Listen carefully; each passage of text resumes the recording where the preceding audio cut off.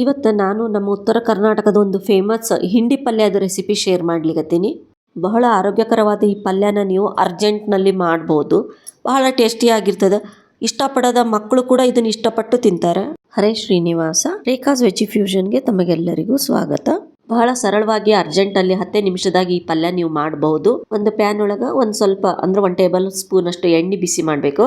ಅದ್ರಾಗ ಸಾಸಿವೆ ಮತ್ತು ಸ್ವಲ್ಪ ಜೀರಿಗೆ ಹಾಕ್ರಿ. ಸಾಸಿವೆ ಜೀರಿಗೆ ತಡ ಅಂದಮೇಲೆ ಅದ್ರಾಗ ಸ್ವಲ್ಪ ಬೆಳ್ಳುಳ್ಳಿನ ಜಜ್ಜಿ ಹಾಕಬೇಕು. ಬೆಳ್ಳುಳ್ಳಿ ಬೇಡ ಅನ್ನೋರು ನೀವು ಬೆಳ್ಳುಳ್ಳಿನ ಸ್ಕಿಪ್ ಮಾಡ್ರಿ. ಸ್ವಲ್ಪ ಹಿಂಗನ್ನ ಹಾಕ್ರಿ ಅದ್ರೊಳಗೆ. ಈಗ ಇದ್ರೊಳಗೆ ಒಂದು ಉಳ್ಳಾಗಡ್ಡಿನ ತೆಳ್ಳಗೆ ಸ್ಲೈಸ್ ಮಾಡೀನಿ, ಅದನ್ನು ಹಾಕಿನಿ. ಉಳ್ಳಾಗಡ್ಡಿ ಬೇಡ ಆದವರು ಉಳ್ಳಾಗಡ್ಡಿನೂ ಸ್ಕಿಪ್ ಮಾಡಬಹುದು. ಅಂದ್ರೂ ಉಳ್ಳಾಗಡ್ಡಿ ಹಾಕ್ಲಾರ್ದೇನು ಚಲೋ ಆಗ್ತದೆ.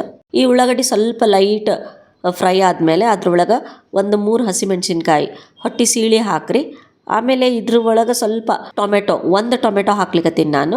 ನೀವು ನಿಮ್ಮ ಕ್ವಾಂಟಿಟಿಗೆ ತಕ್ಕಂತೆ ಇದನ್ನೆಲ್ಲ ಹೆಚ್ಚು ಕಡಿಮೆ ಮಾಡ್ಕೋಬಹುದು. ಟೊಮೆಟೊ ಸ್ವಲ್ಪ ಸಾಫ್ಟ್ ಆಗಬೇಕು. ಈ ರೆಸಿಪಿ ಇಷ್ಟ ಆದರೆ ನನ್ನ ಚಾನಲನ್ನು ಸಬ್ಸ್ಕ್ರೈಬ್ ಮಾಡಿರಿ, ಲೈಕ್ ಮಾಡಿರಿ, ಶೇರ್ ಮಾಡಿರಿ. ಸಬ್ಸ್ಕ್ರೈಬ್ ಮಾಡಿ ಬೆಲ್ ಐಕಾನ್ ಪ್ರೆಸ್ ಮಾಡಿರಿ. ಇವಾಗ ಇದಕ್ಕೆ ಸ್ವಲ್ಪ ಅರಿಶಿಣದ ಪುಡಿಯನ್ನು ಹಾಕಿನಿ. ಇವಾಗ 1 ನಿಮಿಷ ಈ ಈರುಳ್ಳಿ ಏನದ ಉಳ್ಳಾಗಡ್ಡಿ ಸ್ವಲ್ಪ ಲೈಟಾಗಿ ಬ್ರೌನ್ ಆಗಬೇಕು. ಈಗ ಇದ್ರೊಳಗೆ ಈ ಸಬ್ಬಸ್ಗಿ ಪಲ್ಯ, ಒಂದು ಕಟ್ಟು ಸಬ್ಬಸ್ಗಿ ಪಲ್ಯನ ಆರಿಸಿ ಸ್ವಚ್ಛಾಗಿ ತೊಳೆದು ಹೆಚ್ಚಿ ಇಟ್ಕೊಂಡಿನಿ. ಈ ಸಬ್ಬಸ್ಗಿ ಪಲ್ಯ ತಿನ್ನಲಿಕ್ಕೆ ಬಹಳ ಚಿಕ್ಕ ಮಕ್ಕಳಾಯಿತು, ದೊಡ್ಡವರು ಭಾಳ ಜನರಿಗೆ ಇದು ಸಬ್ಬಸ್ಗಿ ಪಲ್ಯ ಸೇರೋದಿಲ್ಲ. ಆದರೆ ಈಗ ನಾ ಯಾವ ರೀತಿ ಹೇಳಿಕತ್ತೀನಿ ಈ ರೀತಿ ನೀವು ಒಂದು ಸರ್ತಿ ಪಲ್ಯ ಮಾಡಿರಿ. ಮನ್ಯಾಗ ಎಲ್ಲರೂ ಭಾಳ ಇಷ್ಟಪಟ್ಟು ತಿಂತಾರೆ. ಜೋಳದ ರೊಟ್ಟಿ ಇಲ್ಲ ಚಪಾತಿ ಯಾವುದ್ರ ಜೊತೆಗೆ ತಿಂದ್ರೂ ಬಹಳ ಟೇಸ್ಟಿಯಾಗಿರ್ತದೆ. ಒಂದು ಸರ್ತಿ ಟ್ರೈ ಮಾಡಿ ನೋಡ್ರಿ. ಒಂದು 2 ಟೇಬಲ್ ಸ್ಪೂನಿನಷ್ಟು ಹೆಸರು ಕಾಳು ಏನಿರ್ತದೆ ಅದನ್ನು ನಾನು ನೆನೆಸಿಟ್ಟಿದ್ದೆ. ಒಂದು 4-5 ತಾಸು ನೆನೆಸಿರೋ ಹೆಸರು ಕಾಳು ಇದ್ರೊಳಗೆ ಹಾಕಿನಿ.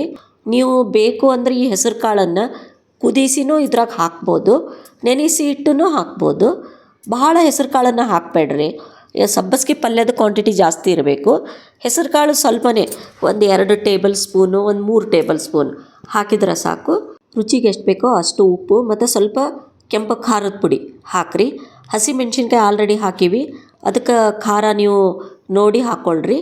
ಇದಕ್ಕೆ ಒಂದು 1/4 ಕಪ್ಪಿನಕ್ಕಿಂತ ಕಡಿಮೆ ನೀರು ಹಾಕಿನಿ. ಯಾಕಂದ್ರೆ ನೆನೆಸಿರೋ ಹೆಸರು ಕಾಳವಲ್ಲ ಇವು, ಅವು ಬೇಯಲಿಕ್ಕೆ ಸ್ವಲ್ಪ ನೀರು ಬೇಕು. ಬಹಳ ನೀರು ಹಾಕಬೇಡ್ರಿ, ಸ್ವಲ್ಪನೇ ನೀರು ಹಾಕ್ರಿ. ಇಲ್ಲ ನೀವು ಈ ಹೆಸರು ಕಾಳನ್ನು ಮೊದಲೇ ಕುದಿಸಿನೂ ಹಾಕ್ಬೋದು. ನೀರು ಹಾಕಿದ್ಮೇಲೆ ಸ್ವಲ್ಪ ಮುಚ್ಚಿ ಒಂದು 2-3 ನಿಮಿಷ ಬೇಯಿಸಿದ್ರೆ ಸಾಕು. ಈ ಹೆಸರು ಕಾಳು ಬೇಯಲಿಕ್ಕೆ ಭಾಳ ಟೈಮ್ ತೊಗೊಳ್ಳೋದಿಲ್ಲ, ಯಾಕಂದ್ರೆ ಆಲ್ರೆಡಿ ನೆನೆದಿದ್ದೇ ಇರ್ತದೆ. ಅದಕ್ಕೆ ಇಷ್ಟು ಸಾಫ್ಟ್ ಆದರೆ ಸಾಕು. ಮುಂಜಾನೆ ಬಹಳ ಜಲ್ದಿ ಮಕ್ಕಳನ್ನ ಟಿಫನ್ ಬಾಕ್ಸಿಗೆ ಮಾಡಬೇಕಾದ್ರೆ ರಾತ್ರಿ ಸಬ್ಬಸ್ಗೆ ಪಲ್ಯ ತೊಳೆದಿಡ್ರಿ. ರಾತ್ರಿನೇ ಹೆಸರು ಕಾಳನ್ನು ನೆನೆಸಿಡ್ರಿ, ಅಂದ್ರೆ ಬೆಳಗ್ಗೆ ಈ ಪಲ್ಯನ ಬೇಗನೆ ಮಾಡಬಹುದು. ಇವಾಗ ಈ ಹೆಸರು ಕಾಳು ಬೇಯ್ದ್ಮೇಲೆ ಸ್ವಲ್ಪ ಇದಕ್ಕೆ ಕಡ್ಲಿ ಹಿಟ್ಟು ಅಂದ್ರೆ 1 ಟೇಬಲ್ ಸ್ಪೂನ್ ಅಷ್ಟು ನಾನು ಕಡ್ಲಿ ಹಿಟ್ಟು ಹಾಕಿನಿ.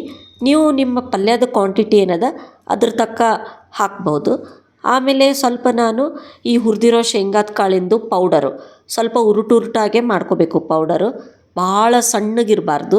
ಶೇಂಗಾದ ಪೌಡ್ರ್ ಸ್ವಲ್ಪ ದಪ್ಪ ಉರುಟಾಗಿ ಹಾಕಿದ್ರೆ ಪಲ್ಯ ಟೇಸ್ಟ್ ಭಾಳ ಚಲೋ ಬರ್ತದೆ. ಮುಚ್ಚಿ 1-2 ನಿಮಿಷ ಬೇಯಿಸಿದ್ರೆ ಸಾಕು. ಈ ಶೇಂಗಾದ ಪುಡಿ ಮತ್ತು ಕಡ್ಲಿ ಹಿಟ್ಟು ಪಲ್ಯ ಜೊತೆಗೆ ಚೆಂದ ಹೊಂದ್ಕೊಂಡು ಚಲೋ ಬೇಯ್ತದೆ. ಸಬ್ಬಸ್ಗಿ ಹೆಸರು ಕಾಳಿನ ಹಿಂಡಿ ಪಲ್ಯ ರೆಡಿಯಾಗಿದೆ. ಬಿಸಿ ಜೋಳದ ರೊಟ್ಟಿ ಇಲ್ಲ ಚಪಾತಿ ಎರಡರ ಜೊತೆನೂ ಇದನ್ನು ನೀವು ಸರ್ವ್ ಮಾಡ್ಬೋದು. ಇದು ಟಿಫನ್ ಬಾಕ್ಸಿಗೆ ಒಂದು ಒಳ್ಳೆ ಪಲ್ಯ. ನೀವು ಟ್ರೈ ಮಾಡಿ ನೋಡ್ರಿ. Thank you.